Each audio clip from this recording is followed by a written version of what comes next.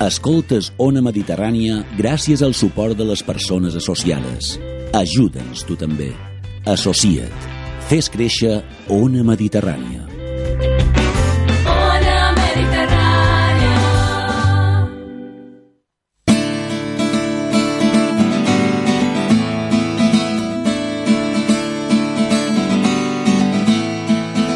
Una llengua que els diguen pel carrer els seus propis fills. Una veu que s'alça invita contra bàrbars i botxins. Hola i benvinguts, això és Cotilodònia, el programa de llibres i literatura d'Ona Mediterrània, aquí en el 98.0 de la freqüència modulada. Us parla Xisco Roger, a la banda tècnica Miquel Vicenç. Aquest és el darrer programa d'aquesta temporada d'Escotilodònia. Vàrem arrencar justament fa 3 anys, perquè això era el 17 de maig de l'any 2014, acabam avui, al Manco acaba aquesta etapa, i vull donar-vos les gràcies per ser aquestes 112 setmanes sentir-nos parlar de llibres, de literatura, d'editors, de llibreries, i en aquest darrer programa també tenim uns continguts que penso que us interessaran. Benvinguts.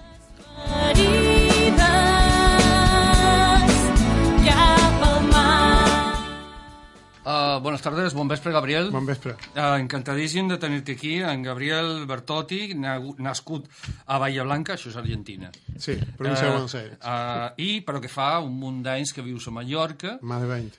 I que has publicat justament aquí, des de l'any 2010, que publiques L'Aventura ausente, la teva novel·la Luna Negra, que és de l'any 2012, Los techos del agua, del 2015, i ara fa poc que has publicat aquest llibre, que en principi podríem dir que és un llibre de crítica literària, però no és tan fàcil, no és tan senzill, que es diu Margen Crítico. El vas presentar fa uns dies a Manacor, em sembla? No, todavía no. No, està per presentar-se. Sí. Quan se farà la presentació? Estamos planificándolo. Ja mos direu. Margen Crítico, Gabriel Bertotti, publicat per Mont de Llibres. Sabeu que Mont de Llibres és una llibreria de Manacor, que la du en Fausto, i molt bé, per cert. Però a més d'això, en Fausto també fa un cert temps que se va ficar a l'aventura editorial i ha publicat aquest llibre, Margen Crítico, de Gabriel Bertotti. Gabriel, em sembla que aquests textos que reuneixes a Margen Crítico, que ara veurem si és crítica literària o no ho és, o què és la crítica literària fins i tot, penso que son textos que tú andabas publicando en el blog de Mont de Llibres. Sí, fueron publicados del 2007 al 2011, 12. 1 o 2 por mes, más o menos. Y ahora los fas en llibres. Sí, okay. Han sido reescritos, reestructurados, se quitaron todas las repeticiones que pudiera haber y se les dio una estructura diferente, en realidad.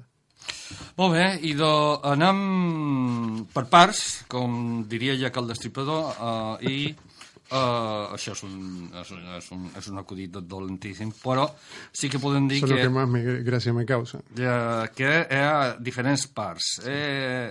Parles de llibres que no són llibres, escriptors i literatura en general. Bueno, hi ha una primera part que parles, això m'ha deixat una mica estorat, de llibres que no són, amb la qual parles de llibres, alguns duen la seva referència editorial, número de pàgines i tot això. Per què no són llibres? No son libres porque no existen. No son libros, no existen estos libros, sí. Te los has inventado directamente. Sí, bueno, en realidad me he inventado todo, pero esto es lo que más me he inventado de todo. O sigui, t'has inventat tot el llibre, però aquesta és la part més... O sigui, has inventat uns llibres i fas crítica d'aquests llibres que no existeixen. Sí, es que esto también, hablándolo mucho con Fausto, consideramos que la ficción, o sea, en vez de críticas literarias, son ficciones literarias.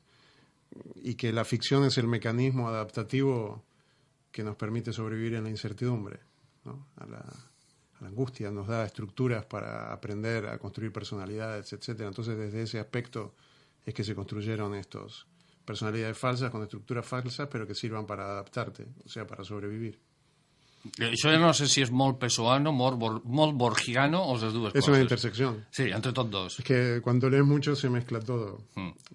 Creo que el que lee el libro puede darse cuenta más que es pessoano o borgiano que yo mismo. Sí. Però, vaja, aquí també són dos autors que t'apassionen, tot s'ha de dir, no? Sí, mucho. Borges i en Pessoa. Hombre. Bé, entre els llibres aquests inventats, un del més bo és aquest Misterios del genio mallorquín de Joaquín de Alba, que tu dius que difunto, està... Sí, del difunto Joaquín de Alba, que va, un personatge totalment desconegut, no m'estranya, perquè t'ho has inventat tu, que parla d'això, de la genialitat mallorquina. Sí.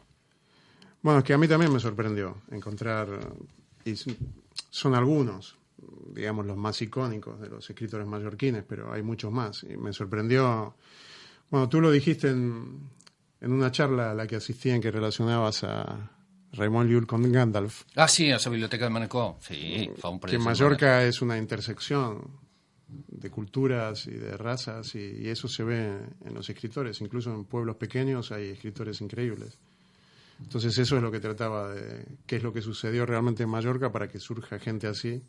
Intentaba resolver Joaquín de Alba, pero nadie lo subsidió ni lo ayudó para resolver el misterio. Así que se murió sin saber. I parles, bé, fas menció com a mínim d'uns quants genis literaris des del punt de vista del difunto Joaquín de Alba. Sí, sí, claro. Com serien Villalonga, Llorenç Villalonga, Blai Bonet, Riera, Miquel Àngel Riera, supos, sí, sí, Damià Huguet, Baltasar Porcel, Toffol Serra. Sí. Sí, bueno, mi ídolo es Toffol Serra. Toffol Serra merecería ser un escritor argentino de la época de Martín Fierro, amigo de Macedonio Fernández. Es un personaje increíble. A nosaltres ens agrada molt també. Pensa que aquest programa es diu Cotiledònia. Claro, flipé cuando escuché que lo había llamado Cotiledònia. Genial. Sí. Hombre, es más grande que Mallorca, Toffol Serra. Es también insólito en la literatura española. Es un tipo muy especial. Continues parlant d'escriptors imaginaris, o millor dit, de llibres imaginaris. Tenim aquest senyor, Ludovico Heinze, aquest fill... Bé, això és genial, no? El Quijote aquest que va escriure en Pierre Menard, i com el fill d'en Menard agafa una mica sa venjança d'això. Copia la copia de Borges, pero no funciona, fracasa. No té èxit. No, ninguno. Por eso es que se retira y creo que se hace agente de seguro o panadero. O alguna altra cosa més prosaica per així dir-ho. Bé, Lord Clarence, tercer barón de Vitz, hijo ilegítimo de Carles II. Vull dir que, tu fas una repassada, una repassada molt concreta, acabant amb Los Hermanos Guerrero. Bé, llibres, segona part, aquests llibres sí que existeixen. Sí. Fas comentaris d'autors com Los fantásticos relatos de Colimá, de Salamov. Sí, no digues. El de Solimá fue el primero. Me lo propuso Fausto. Creo que de tanto ir a la librería se aburrió de mí. Me dijo, ponte a hacer algo en vez de darme charla. Me dijo, haz una reseña sobre este libro, y así empezó todo. Hem de dir que en Fausto, de Mont de Llibres, té una plana que és un blog. Sí. On ell anuncia... Bé, ell també comenta. Sí, él comenta libros. Muchos de los amigos de la librería también hacen comentarios o reseñas y anuncia las presentaciones del libro, etcétera. Sí, és un blog que jo penso que val la pena de pegar-li una ullada. Ivan, sí. Tu continues publicant també comentaris? Cada tanto, sí. Amb en Gabriel Bertotti parlam d'aquest llibre, Margen Crítico, publicat per Mont de Llibres, i que podríem dir que és un llibre de crítiques literàries, però com a mínim un llibre una mica estrany. Tu et consideres crític? Quina penses que és la funció del crític, si és que n'hi ha? Qué pregunta complicada. Desde manual. Hombre, depende del crítico. Generalmente si hacen críticas favorables son críticos que uno respeta. Si hacen críticas desfavorables son críticos que uno no lee. Por lo tanto, la opinión es demasiado parcial como para dártela. Prefiero escritores que comentan libros antes que un crítico profesional. Por eso tiene tanta influencia borgiana todo esto, porque Borges prefería el placer de la lectura que la crítica estricta, basada en estructuras o en ciertos dogmas, que no son más que eso, al final. Aleshores, per comentar un llibre, sobretot hauries de ser un lector apassionat, ¿no? Sí. Sí, bueno, lo que dice, está citado ahí en Nabokov también. Si no se te eriza la espalda o la columna vertebral mientras lees algo, más vale dejarlo. Desde ese aspecto. Comentas un munt de llibres, siempre hemos vivido en el castillo de Shirley Jackson, un clàssic, com és Darrere un natura, de Lucrecia, de Lucrecio, perdó. Sería genial que fuera de Lucrecia. De Lucrecia Borgia, no, Lucrecio. I, bé, le fas un homenatge a Rayuela pels seus 50 anys. Hombre, es que para la gente de mi generación, Rayuela, como se dice en Argentina, Cortázar es Dios. Aunque los últimos años se habla menos de él y se lo considera en muchos aspectos a Rayuela una novela fallida o inmadura, un gran crítico argentino, lector argentino, Alejandro Armero, dijo que cómo podía llegar a madurar Rayuela si era obra de un inmaduro, y todo lo que madura se pudre. Por lo tanto, mantenía ese aspecto iniciático. No habría que considerarla como una obra cerrada o redonda, sino una obra que te permite introducirte en la literatura o en la música. Es algo absolutamente iniciático. Leer Rayuela es un rito iniciático que te habilita para la lectura. Ja, aprofitant que parlant d'en Cortázar, bé, tu parles d'una història que vius en aquest comentari que fas del Rayuela, que supos que te l'has inventada, evidentment. Evidentment. Jo què sé, és que jo no d'aquest llibre jo no sé quines coses. Tens una anècdota amb en Cortázar. No te puedo... Deixa'm, bé, en el criteri del lector si és vera o no és vera, però és genial, vull dir. Aquesta trobada amb en Julio Cortázar, rodejat de grupis, per suposat. A ver, lo de los grupis es verdad. Y el día que se presentó Cortázar... era imposible, había gente en los pasillos y en las escaleras y en la calle, era como si hubiera venido el Che, claro, era como el Che Guevara de la literatura para la gente de esa época. Además, era como una especie de sex symbol también, de alguna manera, tanto hombres como mujeres buscaban acercarse a él y le dejaban papelitos, le dejaban el número de teléfono. Fue brutal. Además, durante toda la dictadura había sido target, había sido objetivo y no había podido volver a la Argentina. Así que ese retorno fue brutal. Fue comprometido a nivel político porque no se le dio demasiada trascendencia. Incluso el gobierno estaba demasiado cercado todavía por el poder militar. Era un moment delicat encara, sí. Pero bueno, eso es verdad. Y que Lucía, la maga, vivía en Montevideo también, es verdad. Era originaria de Montevideo. El resto... Sempre hi ha una relació molt curiosa, entre Montevideo y Buenos Aires. Sí, ¿o no? Los orientales, sí. Por supuesto. Y mi familia también, la mitad de mi familia es uruguaya. Hi ha moltes al·lusions teves en el llibre, també, a Montevideo, sí. Hombre, Uruguai. Parles llavors dels escriptors. Escriptors com en Hemingway... I parlant de Hemingway, no sé si és casualitat, plantelles una cosa que jo sempre m'interessa. Si un escriptor que és una persona que és un fill de mala mare pot ser un bon escriptor, o si val la pena de llegir a un escriptor que és un fill de mala mare. A ver, si me cae mal yo no puedo leerlo. Claro, es que yo me pasa igual. Si es un hijo de puta o hizo algo que me tocó mal, no lo puedo leer. Y lo mismo me pasa con las escritoras, con los actores y en general... Tiene que haber algún tipo de vínculo afectivo extra a la calidad literaria. Por eso lo quiero tanto Cortázar. Hay escritores que tampoco son tan maravillosos, pero me caen bien y me gusta leerlos. Stephen King, por ejemplo, me cae bien y me parece un genio. Aquests escriptors que tu selecciones a Hemingway, en Philip K. Dick. Hombre. El gran Philip K. Dick. Philip K. Dick también es que la tradición argentina tiene mucha relación... Claro, yo no puedo escapar de la tradición argentina. Y tiene mucha relación con la ciencia ficción. Y la ciencia ficción de Philip K. Dick fue fundamental en esa época. Piensa que se adelantó a todo lo que luego vino con Matrix. Y son reescrituras constantes de la caverna de Platón, hechas de una manera tan clara que a todos les cambiaba la cabeza cuando lo leías. Altres escriptors que a tu t'interessen, Sandor Maray i la seva Cortázar una altra vegada. Maray, ¿no? Me interesa el diario. Es más, no el diario en general de Maray, sino el diario editado de sus últimos años, 2 o 3 años, y su preparación para la muerte, consciente, para el suicidio. Por eso es que me permito decir que su muerte fue como un teorema, o sea, fue una consecuencia lógica de ciertas premisas decididas por él. Eso me impactó mucho. És curiós perquè ets el crític literari, un dels crítics literaris més estrany que conec, en Gabriel Bertotti, que és autor d'aquest Margen Crítico, perquè fas algunes crítiques literàries que són poemes. No són crítiques literàries, són poemes. Estan escrites com poemes, semblen poemes. Qué bonito. Sí? Gracias. Però tu tenies aquesta intenció o no? ¿O te ha sortit así? Me sale. Luego, corrigiéndolo, sí, he visto que tiene estructura de poema en muchas cosas. Que casi gran parte de lo que escribo tiene esa estructura. Soy un poeta encubierto, en realidad. Sí, la palabra poeta es tan importante que no me animo siquiera a mencionarla. És poesia disfressada de prosa. Disfressada de crítica literària. I llavors la història de Betraven, que és sensacional. Sí. Bueno, Traven, evidentemente. Un homo que fa de un homo que fa de un homo que hace de otro. Sí. Encima estaba loco, como una cholaluca, porque se presentó ante Huston.